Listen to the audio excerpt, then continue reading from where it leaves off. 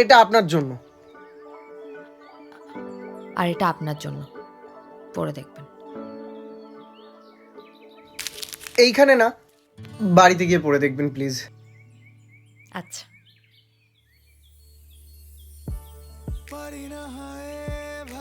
চিঠিটা আপনার জন্য। প্রিয় বিনয়, ভাবিনি এভাবে কোনোদিন চিঠি লিখব, কারণ একটা চিঠির জন্যই আমি আপনার সাইকেল পাংচার করে দিয়েছিলাম। আমি বলছিলাম যে আপনি না, মানে নমস্কার, কি বলবো, মানে ভালো আছেন তো? আমাদের এতবার দেখা হয়েছে, অথচ আপনার ফোন নাম্বারটাই আমার কাছে নেই। তো আপনার নাম্বারটা পেতে পারি? প্রীতি। আমার বেশ ভালো লাগলো আপনি ফিরেছেন। কিছু দরকার হলে বলবেন, কিন্তু আমি আছি। বিনয়। এই, এটা বৌদি না? হ্যাঁ, বাজে বলিস না। আরে ঠিক করে দেখ। এরকম তীরে মেরে কেন আসছে? জানি না ভাই, আমি তো গেলাম। এটা কি চিঠি? আমি এত সুন্দর একটা চিঠি লিখেছি, আর আপনি দেখুন কি লিখেছে। আমাকে একটা কথা বলুন তো, আপনি স্কুলে পড়ান না নিজে পড়েন? একটা স্কুলের বাচ্চা হয়তো এর থেকে ভালো চিঠি লিখবে।